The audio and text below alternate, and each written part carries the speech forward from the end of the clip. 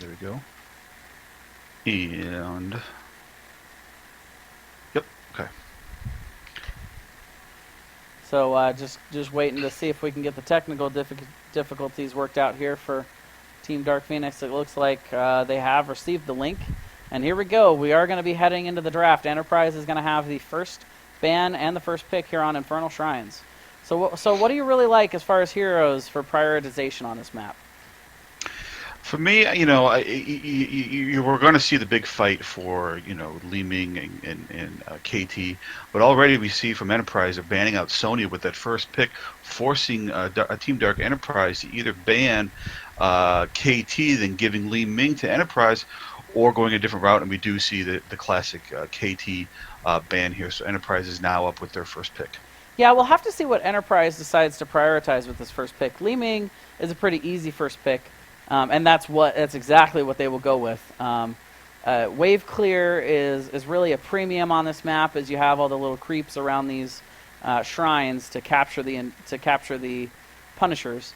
And Mm-hmm. Li Ming can give a decent amount of poke damage from a good range. She can put out some AoE damage. Maybe not the best wave clear in the game necessarily, but always a high-profile pick. Something you always have to answer to in this game right now is Li Ming, and she usually will make it through these first ban picks. Sonya, a pretty interesting first ban. We don't see that a whole lot.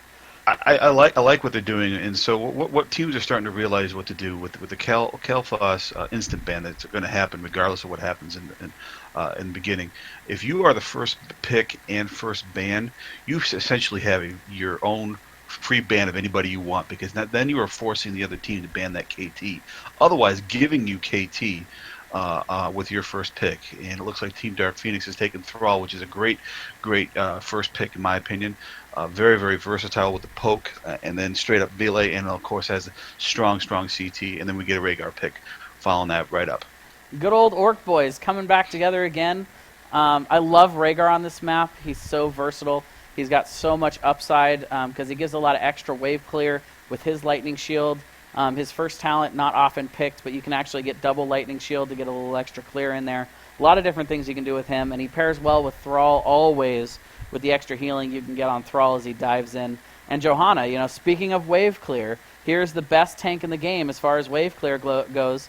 And I was going to mention, these teams are drafting a little bit faster than I can analyze on it, but Sylvanas is a very high priority pick here on this map because she can aid the push of those Punishers so well, and she can build so well for wave clear. I'm a little bit surprised to see that she made it this far down, but they will snag her before they go into the next ban phase. Absolutely, it's really interesting to see how Sylvanas has started to rise throughout the ranks of competitive and non-competitive play. I mean, usually you see that quick Zagara pick or ban followed by either a Azul, but now we're really starting to see a Sylvanas making her way up into the top tier teams, which is really, really good to see because she is very, very versatile. You can build her in essentially multiple different ways. And constantly be adding that pressure, unlike any other specialist within the game. And we see a ban coming out from Team Dark Phoenix with Uther, which is a very, very good pick, a ban for them, because Uther being such a versatile healer with his cleanse, divine shield, his melee tankiness that he brings to the team. So I think it was a really solid pick. And then now we see Enterprise banning out ETC, which is no surprise. Yeah, so both teams kind of trying to get the chokehold on the priority picks that they've already gotten. Rhaegar's already has already been drafted by Team Phoenix, so they're going to ban out Uther to try and deny the extra healing options for Enterprise later on in the draft. And of course, Enterprise has already picked Johanna, so they're not going to take another high-profile tank like ETC Muradin. So they're going to go ahead and ban out the one that they want their opponent to have the least as they get these next two picks. So they'll ban out ETC. Meanwhile, Dark Phoenix taking Falstad. Such a versatile hero. On this map, he's got a lot of good strengths with a decent amount of wave clear, but also he's able to have that global presence, which is so important on this map. The ability to stay up in a lane as the rotations happen to these shrines. He's able to get a little bit of extra wave clear, a little bit of XP in the lanes, and then fly down and still make it on time to the shrine fights. And then they'll pick up Muradin. Maybe a little bit afraid of the chokehold of tanks. They want to make sure to get their tank now. Maybe not reveal too much of that last pick of what they might be hiding as a pocket pick. So they'll take the more standard Muradin pick, which is the next best pure tank, in my opinion, to Johanna and ETC for this map. Absolutely. It looks like Team Dark Phoenix is building a nice, solid team here with having that Thrall and Falstad. Falstad, in my opinion, is probably one of the better all-around heroes to have. He's can really work, honestly, on any map in the game. Obviously, some maps a little bit better than others, but he always has a place somewhere within a team if you're going that route. And look what we have here. Chen. Enterprise picking up the Chen. We have not seen Chen yet in our couple of castings together, which is going to be very, very cool to see. I'm a big fan of Chen. There's somebody that I personally want to work on myself, but it is really cool to see, and we get to see Karazim come out too as well. Yeah, we knew they were going to have to pick a healer. I'll be honest, I did not see a big double meaty front line like Johanna and Chen coming out for this, but we're going to have to see how that ends up working on this map. Chen, not a very standard pick, not a whole ton of wave clear. You know, he's got the fire breath, so he can get some of it out. Karazim gets a lot of value, though, on this map because of the nature of the team fights. The nature of the objectives, where he's able to get a lot of extra damage out on and healing out from being able to hit those creeps. And then we'll see Tassadar, you know, a classic pairing with Rhaegar, good synergy with Thrall to be able to give him extra shields as he goes in on the enemy team. And overall, you know, they built a pretty good dive team here with Muradin and Thrall being able to dive in. Rhaegar, kind of your front-liney kind of healer. He can get in for those last hits to get a little extra damage out on the fringes without trying to be in the middle of the fight. And then Falstad to either jump in there and engage and help, throwing that hammer, throwing out the damage, or if a fight is going well, he can always just gust and disengage. So a very interesting, very solid draft coming out from Team Dark Phoenix. Whereas, you know, Enterprise, I really like their draft on how much wave clear they have, and I feel like they've picked pretty well for this map, whereas Team Dark Phoenix has picked just pretty well in terms of having good meta heroes that can team fight. Absolutely. It's going to be interesting to see what that Karazim pick, you know, usually with the Li Ming, you have some sort of range healer that will be able to kind of sort of babysit Li Ming in case she gets too low. But Karazim, with that Karazim pick, they're saying that we're gonna be up front into your face with this, and you won't have an opportunity to come back and get our Li Ming.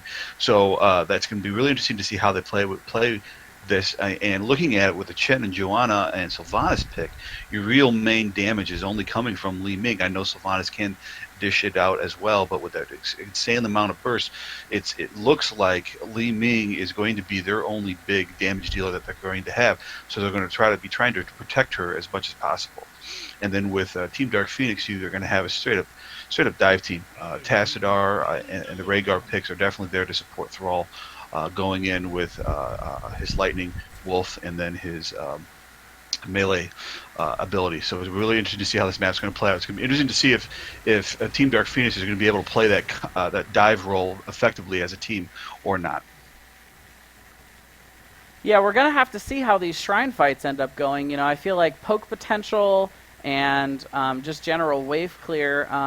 Poke potential and dive potential to be able to bully on these shrines would go over to Team Dark Phoenix, but we'll have to see where that Chen comes. That Chen might be the counter to that. He's always able to get in there and harass, especially on the back line. Wandering Keg, always a good zoning tool if they decide to go for that one. We'll have to see. This is going to be a very interesting match. I love these drafts coming out from these guys. Absolutely. That Chen pick is a direct assault on saying that we are going to push you out of the shrines and the altars. So we're going to see if we'll be able to play that or not. All right, so here we are logging into the game. We're going to go ahead and introduce the two teams. In the blue trunks, we have Enterprise with Vader playing Karazim, Beastmaster playing Li Ming, Captain Bacardi playing Johanna, Derpa Biscuit playing Chen, and Steph Withen playing Sylvanas. Good luck with that one, I suppose, right? Sometimes you just can't get them out. Right. So on the red team, we're going to have Team Dark Phoenix, and the red man's playing on Falstad. Fargom is playing on Muradin. Joe Bond, right? It's Tassadar. And Perkex, I don't know, whatever. PK is on Thrall, and Batman is playing Rhaegar. No. I got it. There Meanwhile, we go. Thrall is Whoa. getting it. He's Wow. getting taken in, and the response now coming out from Team Dark Phoenix. They didn't like that early knockout, and they will take Karazim down for his trouble, diving in a little bit too deep there. And a 1-for-1 even trade in the mid as these teams start to rotate out to the lanes. Absolutely. It was a nice response that Team Dark Phoenix had there to that Thrall death there to tie up that XP. And as we're seeing it right now, the XP is virtually tied right here. A little bit of a rotation up there by Chen to try and catch that Rhaegar out. He does duck out just in time. Meanwhile, we're going to see Karazim and Johanna going up against Falstad and Muradin in the mid lane. Bottom lane, you got the two best soloers on each team, if you ask me. Tassadar, always able to hold down a lane by himself with his good AoE and sustainability. And, of course, Sylvanas able to always slow up those minions and have decent amount of wave clear. So the classic, we see that one a lot between Tassadar and Sylvanas. And Tassadar was able to damage Sylvanas enough so that she already had to waste her sippy cup, and we're not even 2 minutes into the match yet. So that might play well for them as they're trying to push this out a little bit before the shrines come up. Both teams racing to 4 here, trying to see if they can get those 4 talents, making sure to soak the XP. Neither team making a particularly aggressive rotation. Both teams healing up, making sure that they're not missing out on too much XP. Enterprise is going to end up missing a little bit of XP in the bottom, but the rotations are starting to happen, but the shrine has not yet been activated up here in the top lane. Absolutely. I think what teams are starting to realize here is that once these shrines does come up, it doesn't mean you have to start it right away and start collecting those seeds or whatever they're calling, the minions. Take a moment. If you need to get another level or so, or start or poke at somebody a little bit before you initiate, you have plenty of time to do that. And here we go, as Enterprise does end up starting on this Immortal phase here, and we are going to see them start this team fight as they try to defend and keep them off here. But a lot of players on Team Dark Phoenix are starting to get very, very low, and they're going to have to back out of this and heal up. But Falstad is not going to get out, and neither is Thrall. Right, absolutely. So, Enterprise on the winning exchange of that encounter, and Tassadar almost ate it too, but she was able to back out, and he's being awfully really close to the wall there, but he was able to get away from that. And then we got Li Ming going back to grab some mana since she used most of her mana. I really like the way how Enterprise really protected her, made sure that she did not get insta-death by Team Dark Phoenix. Yeah, it looks like right now Team Dark Phoenix is kind of resigning themselves to the fact that they probably can't get this shrine. They're going to go ahead and send out Falstad and Muradin to soak bottom and mid respectively. Keep 3 up here to kind of continue to poke, continue to put a little bit of pressure on, particularly on the lane, so that the Punisher won't have a particularly easy time jumping right into the towers. But this top lane has already taken a decent amount of damage. Baiting it over the wall is not going to do it here because the wall is already gone. A pretty incredible play coming out of Enterprise so far. Look at this. And Tassadar is in big trouble. He's going to go down. Thrall is going to go down, and Rhaegar is going to have to tuck his tail and run because he doesn't have any more support up here. Absolutely, and with that roll coming down, Team Dark Phoenix should have recognized that they needed to get out of there because as soon as that Punisher leaped, that was pretty much a guaranteed death on their part. And Enterprise was able to follow up there and actually get 2 kills from that exchange. Yeah, a very heads-up play by Enterprise, knowing that Sylvanas would be able to shut down that fort, and they didn't really have to worry about diving in too deep there. They knew they can get in deep and follow up that stun and that extra damage from the Punisher. They're going to get all the way through the keep front wall. They might even get a little bit of keep damage here. And with Sylvanas, they are going to continue to shut these down. And the Punisher is still pretty healthy. He's still got about 33% health. We're not even 5 minutes into this game. We could potentially have a keep go down here in top lane for Team Dark Phoenix.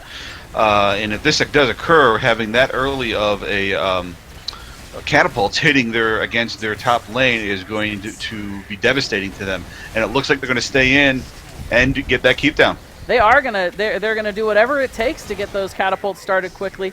I think the way they're figuring this is even if they lose a couple of members, having the catapults pushing 5 minutes into the match is worth it Meanwhile, Vader making a pretty good play here as Karazim. It may look like he was just getting caught out and running around, but he's trying to afford an opportunity for the rest of his team to get away by making Team Dark Phoenix chase him down to get that kill. Absolutely. Like you said, it doesn't really matter in that particular exchange, and even there with that chase, if they lost a couple members there. I mean, they got the keep down, and that it makes up for more than enough of a couple of deaths that they might get out of this. And that just goes to show the power of Sylvanas on this map. The ability to shut down those turrets so they are not damaging the Punisher. The Punishers don't go down as quickly. The Punisher can get a lot more siege damage out, as can the entire team, as they can feel like they can dive in and not have to worry about taking damage from those structures when Sylvanas' poison trait is on him. Absolutely, and I was a little nervous going into this match with that Karazim pick, to seeing how that was going to work and synergize with Li Ming, and they're doing an excellent job of working together, and Li Ming staying far enough back to make sure she doesn't get hit, but still able to use her abilities effectively. Meanwhile, the race to 10 is actually surprisingly still pretty equal, despite the fact that they lost the entire top lane worth of structures, because Team Dark Phoenix was able to go out and soak the 2 lanes during that phase. They were able to retain a lot of the XP from the actual lanes and the minions.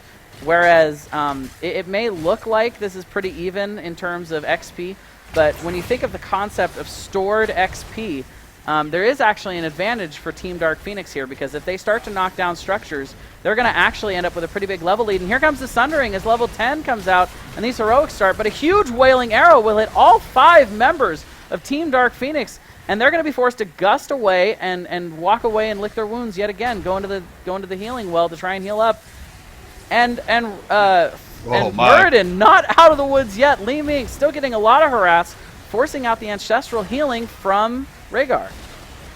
Absolutely there, and I'm amazed that they were only Team Dark Phoenix only lost 1 person in that particular exchange. I thought for sure 2, if not 3 people were going to be going down there with that Li Ming ult coming out, and we're seeing a really nice engagement here right beneath the altar here, fight, and Muradin looks like he's in trouble, trying to get to Li Ming. Trying to get to Li Ming, trying to disrupt something. They are going to get Johanna, and it looks like this time Karazim is also going to go down. Team Dark Phoenix showing signs of life here, showing that they are not ready to give up this match. They're not too worried about that keep going down, but it looks like they are going to lose Tassadar. Tassadar gets a little too far in there. Li Ming gets a little bit of mana back from that healing well and is able to come back in here with just enough mana to push them back, and they're going to re-engage on this shrine. Absolutely, they're a nice response to that earlier engagement here, and we'll see if they can start picking up some of these minions here. They did have a bit of an advantage, but they allowed themselves to get pushed out by Sylvanas and Chen on the altar, but Enterprise still has the lead with 31 minions. Falstad's going to fly in and try and gust, but it's not going to be in time to save Muradin. Muradin is still going to fall, and now they don't really have a tank to engage this. They only Enterprise only needed a few more to get it at that point, so they were able to easily pick it up there.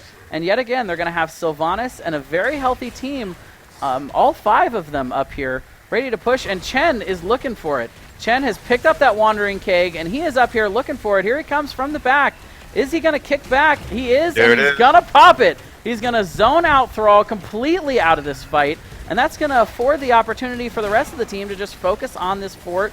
Sylvanas shutting down these turrets, and they are engaging. They are chasing up here, and they're not getting a whole lot of work done. It looks like they almost got Thrall down there, but what they're really doing is allowing this Punisher to just continue to push and continue to get work done as they're distracting them with the team fight up here. Absolutely, and now we finally see Joanna for Enterprise go down, but Muradin looks like he's still in trouble. And Thrall is still not out of the woods, and Tassadar is almost dead, and then there he goes. Tassadar is taken down. Tassadar will go down, and Muradin's still in a lot of trouble. Chen, one of the best chasers in the game, is going to continue flipping around and giving him a lot of trouble. Karazim on the chase, and Muradin is going to fall. And yet again, Sylv is just babysitting this Punisher. She's just sitting with this Punisher, making sure the turrets aren't giving him any problems, and they continue to push here. The siege damage is real. Absolutely, right now we're looking at Sylvanas having 57,000 siege damage to Falstead's siege damage of 50k, so almost a 10k difference in siege damage, and now we got our second keep for Team Dark Phoenix going down. And finally, as the keep goes down, they're going to start to retreat. They're going to lose Li Ming. But yet again, I think my argument here is that push, that deep push is still worth it. Even, you know, regardless of how many they end up losing here, the damage has been done. And they're trying to kill Chen there, but... A great wandering keg into the palm to save him. But the Sundering is going to come out. It is clear that Team Dark Phoenix is not happy. They're not willing to give up this match, and they're not going to give up the chase here. They're going to continue to push them back, and they're going to try and get at least a little bit of revenge here for their lost structures. What Team Dark Phoenix needs to do is somehow provide some structure. See, they're walking away from here, but they need to be going either up to top or down to bottom or pushing mid to answer to this insane amount of pressure that they're receiving from Enterprise. But once again, they're walking away, even though most of them are still at pretty decent health. Yeah, but a lot of them are at pretty low mana. Falstad has basically no mana. Thrall does have no mana, and so they're going to be forced to walk away with this. Simply because of the fact that, quite frankly, they don't have a whole lot of siege. They don't have the siege potential of Sylvanas and the big tankiness of Chen and Johanna to be able to soak up all this damage while the siege is just going on behind them. And as soon as they start to get low on health and mana, they don't have a whole lot to be able to continue to pressure those structures with. And now we're seeing Team Dark Phoenix grabbing their own bruiser camp here. Which is a really good strategy. Right before an altar comes up here, it's grabbing a couple camps, one or two, to make sure that you're providing some kind of pressure, making sure the other team is going to have to choose either to respond to you at the altar or respond to that pressuring mercenary camp. And here we have another engagement. Wandering King is going to come out and zone out and stall Thrall. We're also going to see Wailing Arrow, but it's only going to hit Tassadar. And it looks like overall, Enterprise does win that exchange. They will push them back as this altar starts to come out, and they are going to get the advantage going into the shrine once again. Absolutely, Team Dark Phoenix is trying to look for a way to cut off Enterprise as they're waiting in the bush for them to start this altar. And here we go with another team fight at the bottom. We'll see if Sylvanas is going to go down here. Beam comes out from Li Ming. Chen using his drunk ability, and there we go with the Sunder from Thrall. The Sunder comes out, and the fight is on down here in the bottom. But yet again, this tankiness is just showing. Chen able to just drink and provide all these shields for his teammates, and the sustain is real. It's not just the damage, it's not just the siege, but these guys are nay unkillable. Absolutely, and Falstad finally puts out the gust to end the engagement, but Tassadar still not safe and does get away. And these guys don't want to retreat, but they're just getting so low. They're getting chunked by Li Ming, and right now their core is also under assault. They've got a couple of these Khazar camps pushing along with the catapults. They're starting to take the shields down a little bit, and also a brilliant move. Enterprise could have decided to go for the shrine, but instead they decided to take out this front wall, yet again enabling the Punisher to get a lot of work done without having to worry about it jumping. And Chen is going to jump in and interrupt the back for Tassadar. Got to be careful of that, even though you're thinking you're under tower like that, but with your wall gone, you gotta have to be conscious that you might have to push yourself back a little bit farther behind that tower to make sure that you get a nice B there. And Tassadar was very lucky that he didn't get the leaders right there. And yet again, another very, very smart call in shot calling here for Enterprise. They decided to forestall the capture of that shrine, so their team had an opportunity to go back to tap well and get a little bit of health and mana back, and they captured the last couple they needed for this Punisher. Now their team is full and ready to go as they come in here. Sylvanas is going to be a little bit out, but it doesn't really matter when you got the Punisher jumping up into your face like that. Absolutely. Now with the Punisher on that side beating them down, Team Dark Phoenix, they're taking down the wall right here with Enterprise, and now they'll be able to put pressure onto this keep. And we'll have to see how far they're willing to jump in with this one. The Mortar Punisher, of course, the highest siege damage because of those mortars that are coming out. We will see the Gust to at least get Sylvanas away. It'll actually reactivate the tower for just a moment. And this fight is on this keep. But the keep is going to fall. That is going to be the third and final keep. Sunder will come out to split them up a little bit. But so far, they're still very healthy. Enterprise, Chen getting to about half health, but he's going to be able to just put that keg up and get some shields. And it's the fight rages on. Absolutely, this is probably one of the longest team fights I've seen in a HOTS game like that. And we finally see Karazim go down, and it looks like Enterprise has elected to go back after the healer has been taken out, mana up, and then go out and try to re-engage her. Right, and before this team fight is concluded, yet again, I guess I'll just have to keep reiterating, damage has been done, just a ton of siege damage, and 3 keeps. Oh, and Thrall making plays down here. A little bit of B-walk as he takes down Chen there in that nice 1v1. I don't know if going against Chen going against the Thrall like that was very advantageous for them to do that. Yeah, but I can imagine where Chen's coming from there. He's felt a little bit unkillable for this whole match. Yeah, but absolutely. teams are going to start trying to push out these lanes. Blue team just or Enterprise, I should say, just going back, getting the camps that are safe. Team Dark Phoenix is going to try and get these camps to get a little bit of counter siege on these lanes, try and push them out a little bit. But every single lane is going to have these catapults pushing for the remainder of the game. Absolutely here, but we're seeing with Team Dark Phoenix that they're hitting their damage spike right now with Falstad and Thrall, and like I said, we just saw that with Chen. So with this next team fight coming real shortly, it's going to be interesting to see how they play this. Are they going to come at the altar, in one direction, or are they going to take a flanking maneuver, try to get behind Enterprise to see if they can disrupt that Li Ming orb and alt, or are they going to come straight in and just try to push them out of the altar? Yeah, the altar is ready to be activated, and both teams looking like they're wanting to fight a little bit in the mid and maybe scrimmage to see who can get an advantage here. Ultimately, Enterprise looks like they're gonna start to rotate up to it, but the flank is they're trying to flank for Team Dark Phoenix here, but with these structures so far to have to retreat to safety for Team Dark Phoenix while Enterprise is right next to their wall. I don't know if this is a smart fight for them to take here. No, absolutely not. But they did be able to push it back a little bit, and now they're pushing.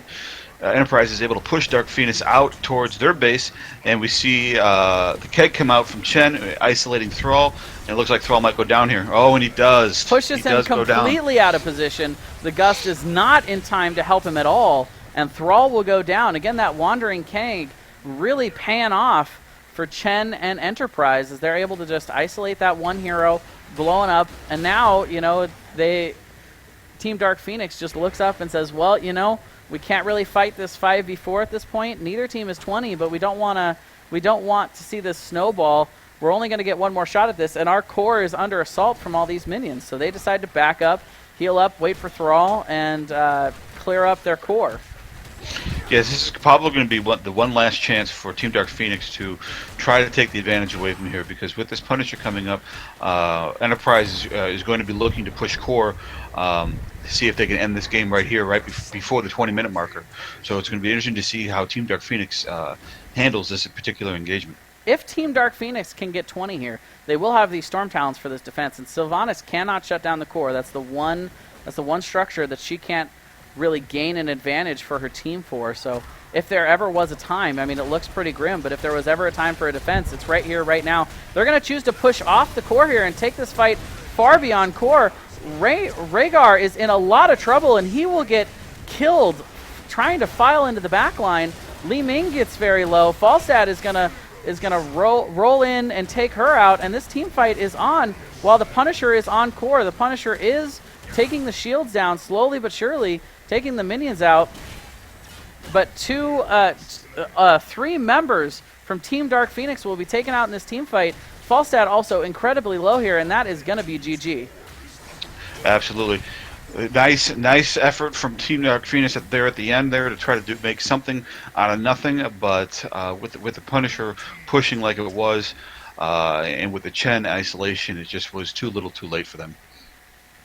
Yeah, just an incredible amount of effort there, but it just seemed like that the comp was set up perfectly to be able to handle the way the mechanic works with this Punisher, where the two tanky, beefy frontliners in Chen and Johanna were able to just dominate as they went in and soaked, while the back line of Sylvanas and Li Ming were able to get a lot of pressure out, a lot of siege damage out, and when it was time, when they felt like that they were ready to flip that switch, they would leave Sylvanas behind with the Punisher to shut down and allow that siege damage to continue and keep that Punisher from going down very quickly. And the rest of the team would just dive in, and Li Ming, Karazim, Chen, and Johanna, all good at diving. They were able to dive in and catch whoever was there. And since they had already, for pretty much the majority of the match, since Enterprise had kind of put Team Phoenix on the back foot as far as XP went, Team Dark Phoenix would usually send a couple people out to soak, and then they would end up in this situation where at best they were at a 4v3, and they would just end up taking them down with that incredible chase potential. Absolutely. You're looking at the score screen right here. We're looking at Chen with over 107 damage that he took from Team Dark Phoenix. It really looked like Team Dark Phoenix tried to really isolate him, which is probably the worst mistake to do against the Chen. And then with that Chen pick, being able to just isolate anybody at will, arguably maybe not Tassadar, because of his escape potential, but being able to really isolate that Thrall taking out 6 deaths, mostly because of the isolation from Chen. Even though they were pretty much a one-trick pony when it came to damage with Li Ming, the dive and the front line of Enterprise was just amazing to watch. Yeah, and a lot of healing coming out from Karazim. I have a lot of respect for those numbers and for the clutch heals. He kept his team up for so long. They had just an incredible amount of sustain, and Karazim was able to just keep everybody up with the AoE heal and just the constant tick healing, and he out-healed Rhaegar by a pretty fair amount there. Absolutely, but I will give it to Rhaegar too. He had some pretty timely ancestrals. There were a couple that he missed, but for the majority of the match, his ancestrals were really on point, trying to keep up mostly the Thrall there. Going into this match, I think looking at it, they were really, really evenly matched. But what really did it was just being able, just that first to keep going down, and then the amount of pressure that they got. If that keep was able to not go down as early as it did, this could have been a totally different match. Absolutely. Well, we are going to call it for the night. Thank you guys very much for tuning in with us and sticking with us late into the night here. I've really enjoyed casting, and we're going to continue casting a lot of matches on Tuesdays and Wednesday nights, so you guys can feel free to subscribe if you like what you're seeing, and come back and watch. We'll continue both doing this as a duo partnership. Plague and I'll bring in a couple of my other teammates to cast alongside with me. Rabid's already been on for a couple of these, or at least attempted to be on for a couple of these. We have those classic no-shows, but Right. But definitely enjoyable. So stay tuned in with us later on. We'll be casting throughout the week, and thanks for joining us. Thank you guys, appreciate it.